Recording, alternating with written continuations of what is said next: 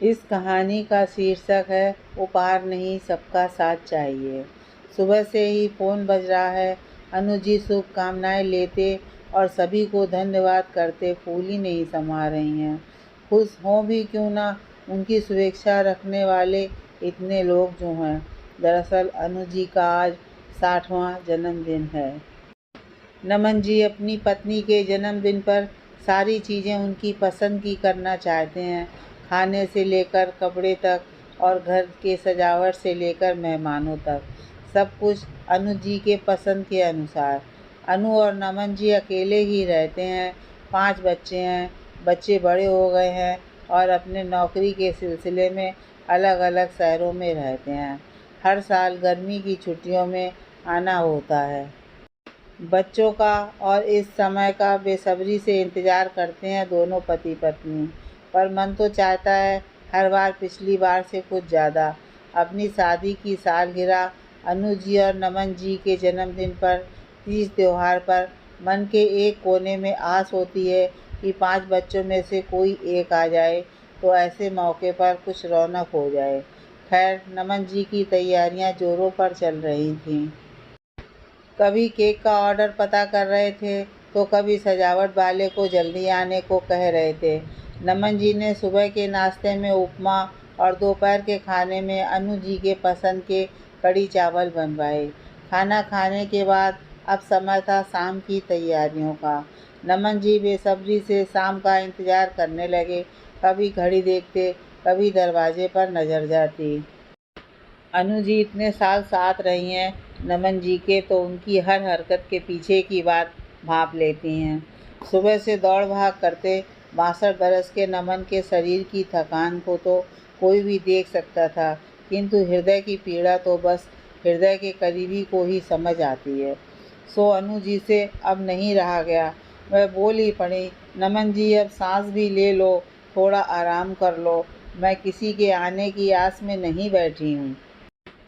आप हम साथ हैं, बस यही मेरे लिए अनमोल है। और बच्चों की कमी ना महसूस हो, इसके लिए सुबह से ही नाहक परेशान हो रहे हो आप। देखो थक के चूर हो गए हो, चेहरा सूखा जा रहा है। तभी दरवाजे की घंटी बजती है। कोरियर वाला केक लेकर आया था, साथ में एक कार्ड भी था। बड़े बेटे ने माँ को जन्मदिन कहा था। अभी केक को दोनों देख ही रहे थे, तभी फिर घंटी बजी तो नमन जी ने कहा, ये मेरा वाला केक होगा। लेकिन नहीं, ये था तो केक ही, पर छोटी बेटी की तरफ से साथ में एक साड़ी भी थी। नमन जी अपने केक का इंतज़ार कर रहे थे और 5-5 केक आ गए, पर नमन जी वाला केक नहीं आया। कुछ उदास से हो गए थे अब नमन जी। तो ऐसे में अनु जी ने कहा, ये क्या सुंदर मुखड़ा बनाए बैठे हो, काटूंगी तो मैं तुम्हारा वाला ही केक, ये तो तुम्हें पता ही है। कितने बजे लाने को बोला है केक वाले को केक? नमन जी ने कहा 6 बजे कहा है। अनु जी ने कहा, ये लो, अभी तो 4 भी नहीं बजे और तुम दिल छोटा किए बैठे हो।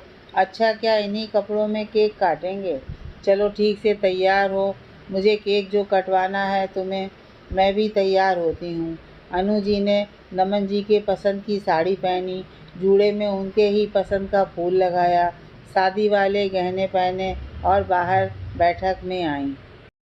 इधर नमन जी भी नीले रेशमी कुर्ता और सफ़ेद पैजामा पहनकर अनु जी के इंतज़ार में बैठे थे।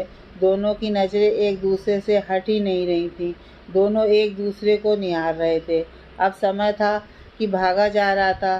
दोनों पुरानी बातें याद करके खुश हो रहे थे। केक भी आ गया। नमन जी मेज़ पर केक को निकाल कर बाकी तैयारियां कर रहे थे और अब फिर उनकी नज़र दरवाजे पर किसी को ढूंढ रही थी। अनु जी की जिज्ञासा अब बौखलाहट में बदल रही थी कि अब ये किसका इंतज़ार कर रहे हैं। 5 बच्चों से तो सुबह ही बात हुई है और किसी ने भी आने की बात नहीं कही है। नमन जी क्या नज़रें दरवाजे पर गड़ाए हो।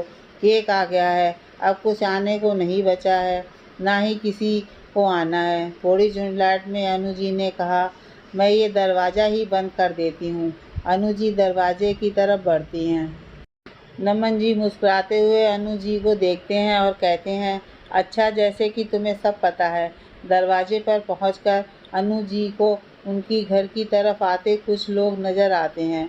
गौर से देखने पर अनु जी उन्हें पहचान लेती हैं कि ये तो उनके और नमन जी के वे साथी हैं जो सुबह टहलने और योगा क्लास में मिला करते हैं।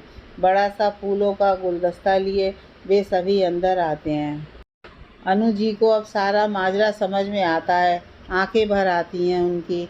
नमन जी कहते हैं, ये है तुम्हारा सुंदर उपहार तुम्हारे 60वें जन्मदिन का। पसंद आया? ज़िंदगी हर बार नया नज़रिया देती है। जीने का ज़िंदगी जितनी जल्दी समझ लो उतना ही अच्छा है। हम सभी एक दूसरे के पूरक हो सकते हैं। केक काटा जाता है, पुराने गाने बजाए जाते हैं। 60 सावन देख चुके कुछ नौजवानों के पैर भी थिरकने लगते हैं। तो फिर सभी नाचने भी लगते हैं। गाने बजाने के बीच खाना पीना शुरू होता है। तभी अनु जी को मंझली बेटी का फ़ोन आता है। पूछती है, माँ केक मिला? सभी का केक काटा, फ़ोटो भी नहीं भेजी अभी तक तुमने? अनु जी कहती हैं, अभी हमारे दोस्त आए हैं और पार्टी चल रही है, सो फुर्सत ही नहीं मिली फ़ोटो भेजने की। पार्टी ख़त्म होते ही सारे फ़ोटो भेजती हूँ। केक तो मैंने नमन जी का लाया वाला काटा है और साड़ी भी उनकी ही पसंद की पहनी है। तुम लोगों ने जो केक और उपहार भेजे हैं उन्हें सहेज कर रखा है। जो जब आएगा उसका केक काटा जाएगा और उसके साथ ही उपहार खोला जाएगा, पार्टी की जाएगी। अच्छा अब रखती हूँ, सभी खाने पर मेरा इंतज़ार कर रहे हैं। नमन जी पीछे खड़े सुन रहे थे। फ़ोन रखते ही अनु जी और नमन जी की आंखें मिलती हैं और नज़रें बातें करती हैं कि अब हम अकेले नहीं हैं और खुश हैं।